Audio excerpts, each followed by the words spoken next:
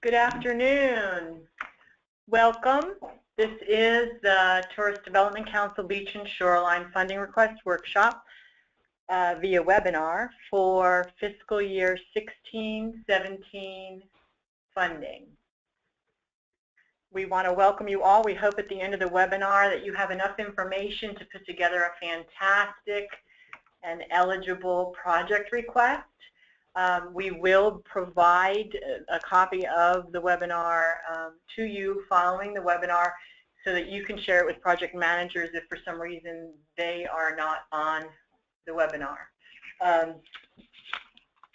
We want to go ahead and get started. This is Nancy McPhee with the VCB. I'm accompanied by Amanda and Lisa, who many of you know. We first want to share with you, many of you are aware of it, but the timeline for the program.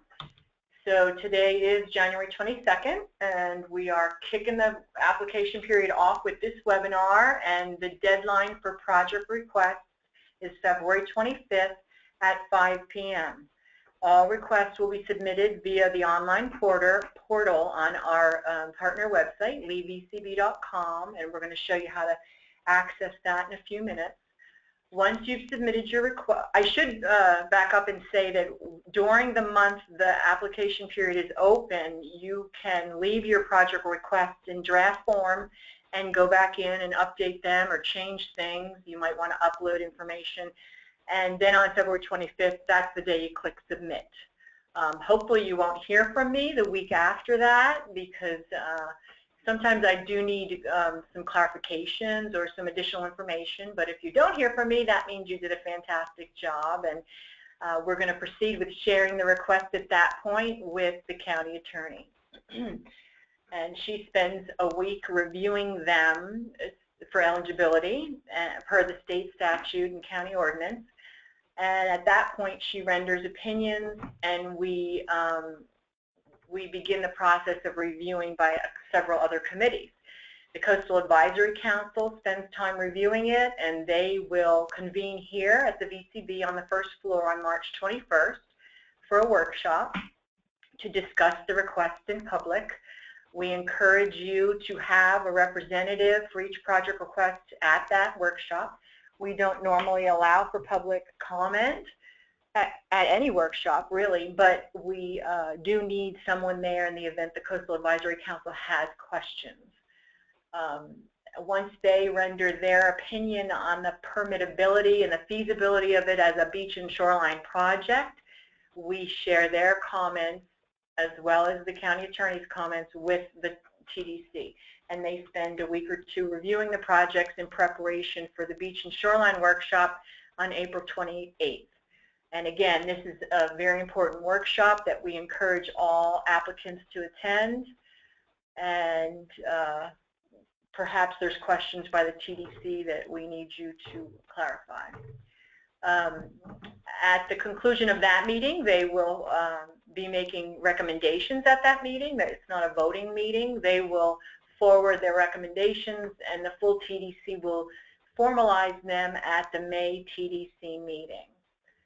Once that is done, we're confident that the projects have been approved, but we have one more step, and that would be the budget approval process. The beach and shoreline budget, meaning the allocations for your projects, become part of the VCB budget, and that is submitted, and the Board of County Commissioner has several budget hearings.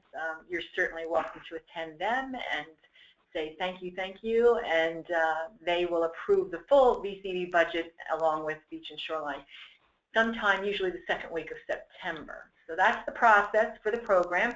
Then October 1st comes, and we forward you interlocal agreements, and we go back and forth with that, and once that's all formalized, you are issued a purchase order, and the project is considered open and active. Okay. We want to just real quick share with you the document, and again, you'll get this to download and share with whoever you need to. The approval criteria, can you hide So the approval criteria that the county attorney uses to in reviewing your projects, they must meet the legal requirements set forth in Florida Statute 125.0104, which is the state statute that governs the use of tourist tax. And I would recommend, I'm not going to read that to you today, but I would recommend that you or your project manager read it prior to putting a lot of work into a project request.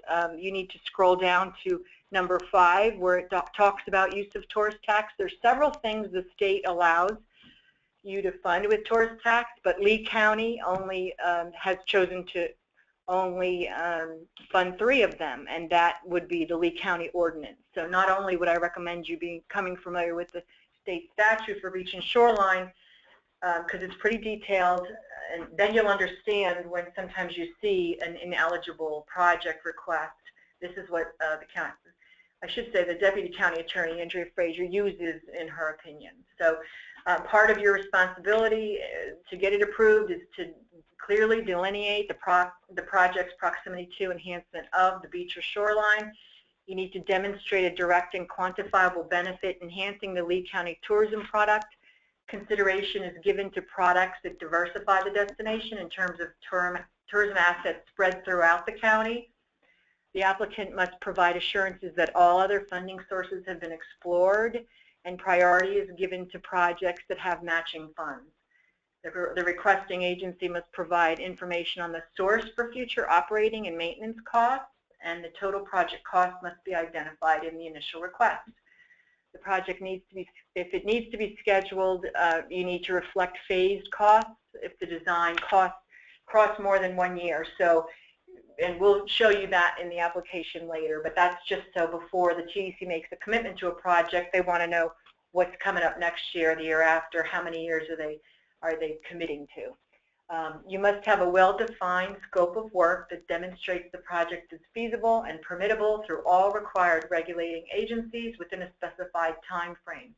The project itself and a breakdown of costs must be thoroughly described, and evaluation is based on clearly presented information regarding project description, feasibility, and cost breakdown. So that's very important. If we come back and say we need you to clarify something, it's normally because that last bullet, you know, sometimes it's just not written clear enough for them to determine whether it's eligible or whether it's a feasible project. So be sure that you've read the statute, the ordinance, and you're following the guidelines set forth here. Now at the bottom of this slide, we're providing you links. And again, when you get this document at the end of the webinar, they are live, so you can hop right on over to the state statute, read it, and the county ordinance. Okay. Ineligible items. Over the years, the county attorney has determined, usually by the Attorney General's opinions, several items that are not eligible, so why bother listing them on your budget request? So here's a list of some of them. It's not inclusive. There may be other things that you list on your project request that are deemed ineligible, but these are the ones that have come up in the past, so we go ahead and provide that list to you. You will see some of them on the budget form when we look at that, and that would be an opportunity for you to list them as a match. You know, it's something you really need in your facility, so you're going to pay for it, so you show it as a match. So this is a good thing to use when you're preparing your request. Okay, the application process. This is just a quick little bulleted list. We're not going to go into the portal today, but basically what you need to do to access the application is to go to leevcb.com, which is our partner website. It's the site that hopefully all of you are familiar with. It has all the information you need to understand how the VCB can help you in a lot of ways, not just for funding, but for marketing and for many, many different things. I want to just interject by saying that we are in the process of relaunching that website, and it's actually going to occur during the next 2 weeks. I'm not sure exactly when, but I'm saying that only because if you go in and for some reason you don't see the portal where it used to be, we're going to provide you a link at the end of the webinar to copy and paste and save it on your desktop so that you have a quick link right from your desktop to the portal once you set yourself up in there. So once you're at leavecb.com the first time, you're going to go to the Funding Programs tab, then the Beach and Shoreline Program tab, and then click on Funding Request Form, and you're going to click here twice to access the actual form. If you are a repeat visitor, meaning you've been funded through this program before and have accessed our system before, you probably have a login, and you can click I forgot my password and they'll take care of you.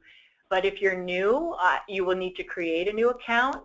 If you're a new person but your agency has requested in the past, you might want to give Lisa or I a call, because we can be sure that you the system kind of archives all the project requests, and I'm pretty sure that you can go into an old project request and almost, you know, pull information out from it if you have a similar request for this year. So it's important that if you're a new staff member and you're applying on behalf of the City of Cape Coral, that you can see all the past requests that they've submitted, and it also allows us to keep all of the requests together under each municipality.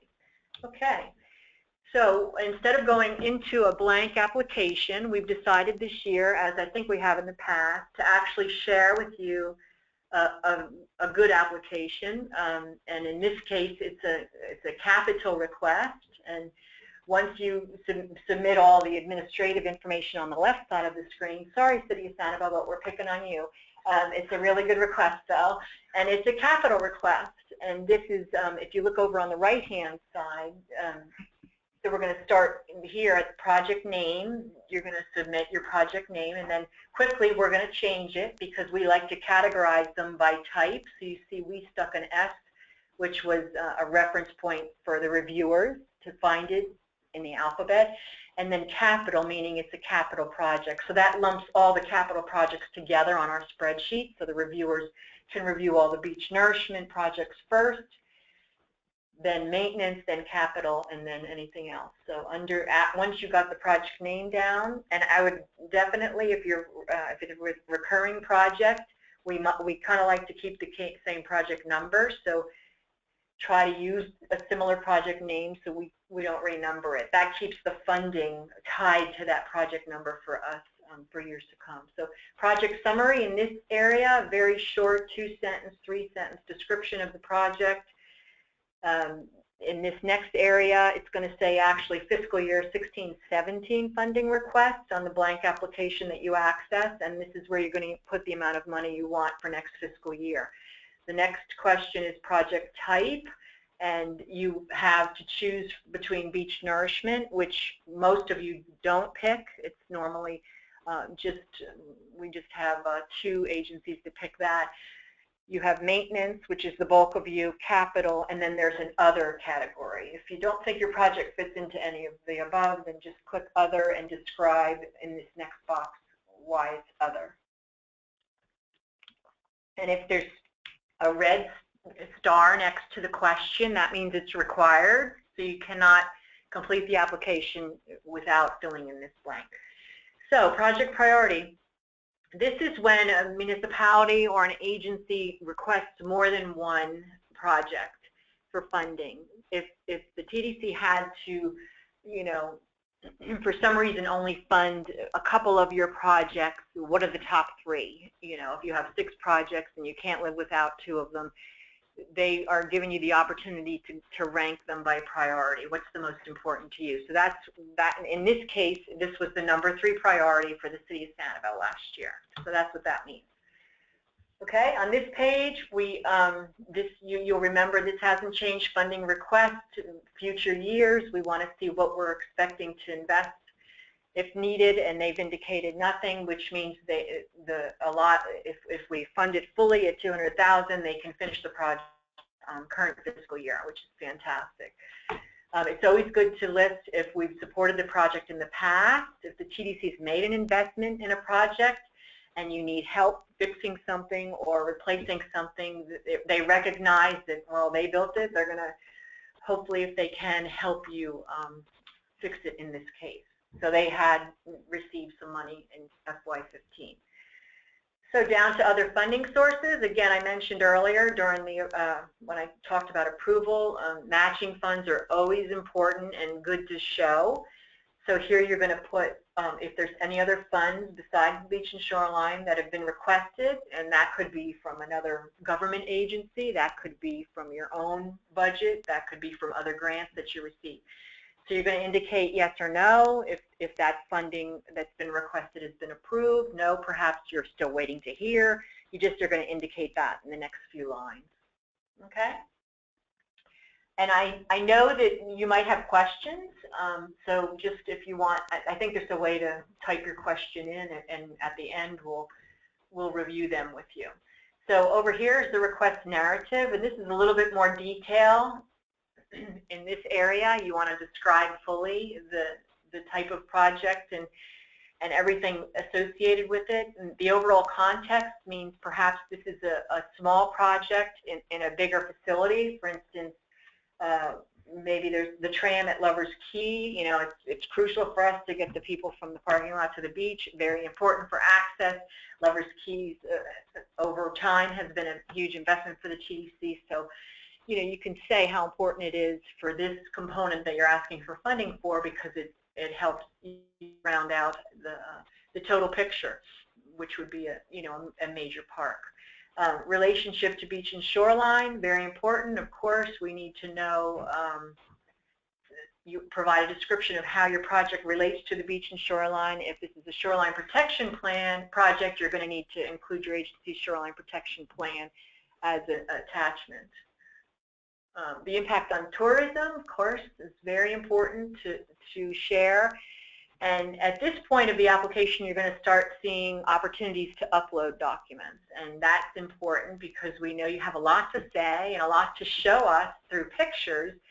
So here you're going to bundle perhaps several photos or text documents into one PDF, because it takes up way less space on in the portal.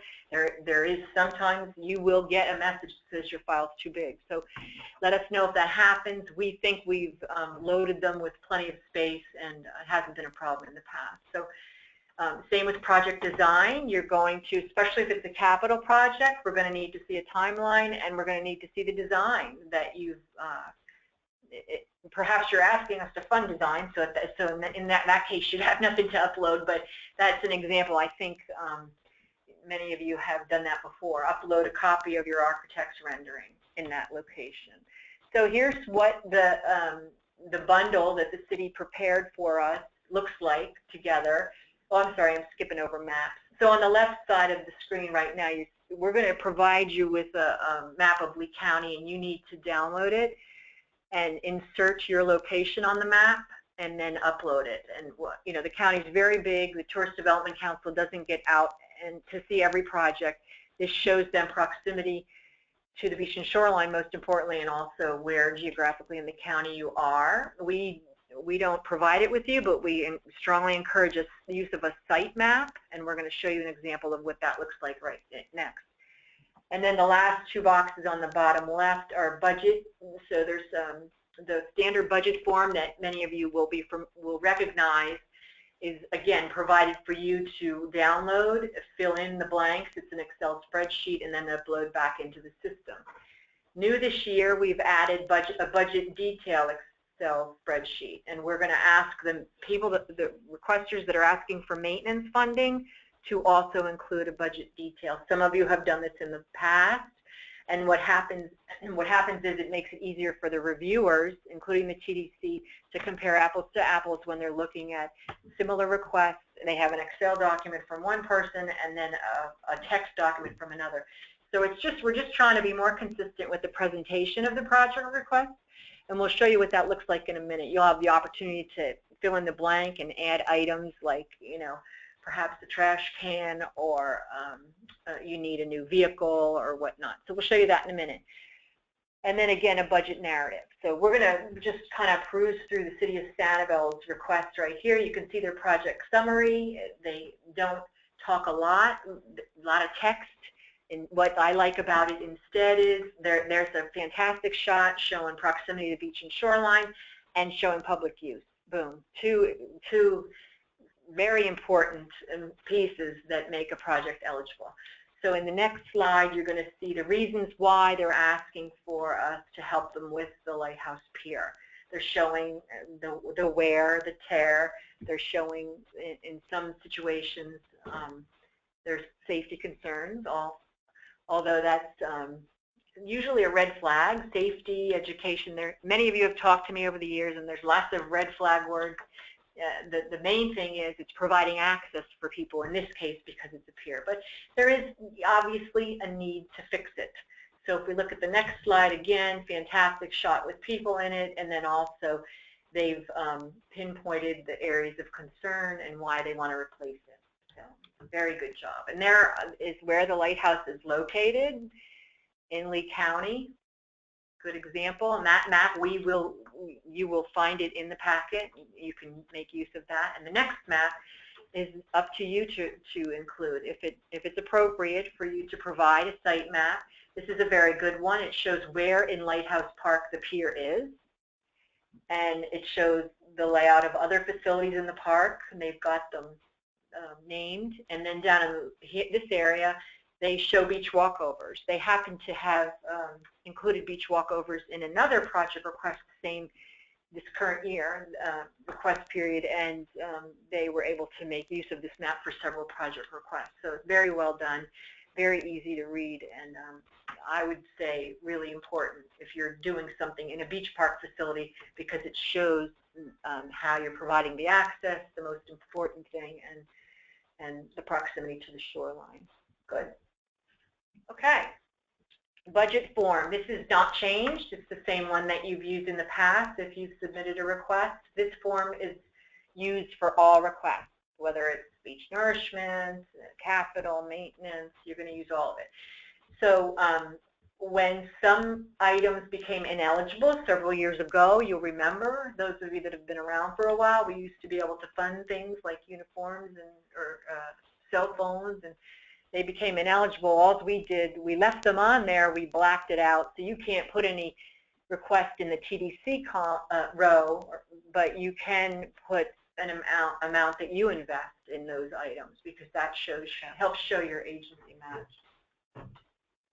If you look all the way at the bottom, because every year we get one, the notes include buildings must be open to the public in order to be eligible for funding, and equipment. It should say equipment and staff, but equipment must be 100% assigned to the project in order to be 100% eligible for funding. So what that means is if you have a piece of equipment and 50% of the time you're using it at the rec center down the road, the TDC can only reimburse you for 50%, the 50% that you're using it on the beach. Same with a staff person. If you have a person that is a roamer, they spend a little time at an inland park and they go to the beach, you need to pull out for us in the next form. That was the other reason why we added this next form, the amount of time that individual is working on the beach, because that's the portion TDC is willing to reimburse you for. So the new form, and I know some of you will recognize it because yes, we did kind of copy it from you because we like it. The maintenance detail budget form for maintenance requests. We want a little bit more detail. Some of it may be redundant to the first sheet if you don't have a lot of staff. Some of you may not use professional services or native plantings. Some of you do. So we've inserted some expenditures and we've left some blanks. You might not. Some municipalities only bill the TDC for labor, and that's it. So, but many of you, the big ones that have multiple facilities, are requesting many of the items on this list.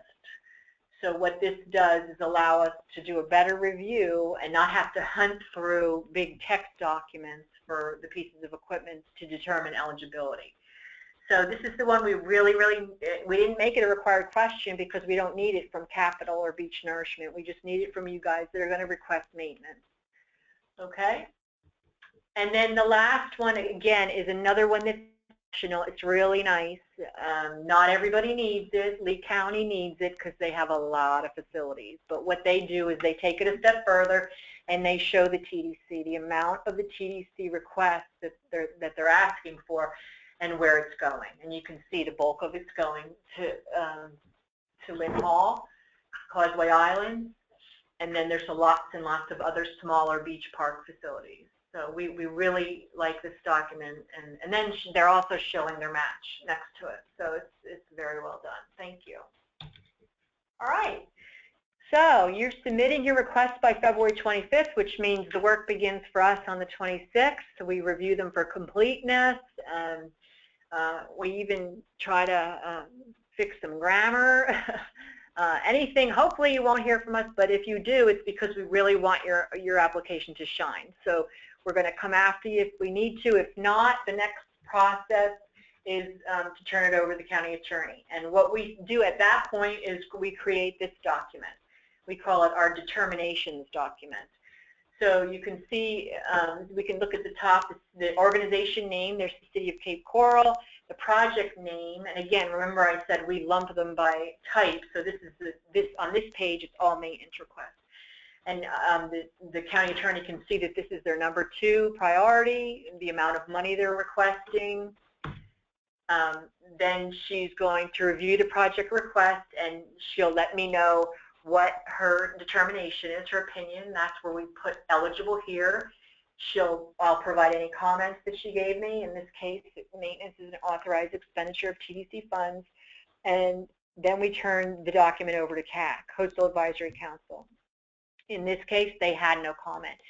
The role of the Coastal Advisory Council is very important because it's a group of appointed professionals appointed by the BOCC who work in the coastal field, and we really rely on them more for the capital projects because they know all about permitting, they know about what kind of structures, what kind of equipment is best to be used. So they may have a comment on a maintenance request, but they don't always.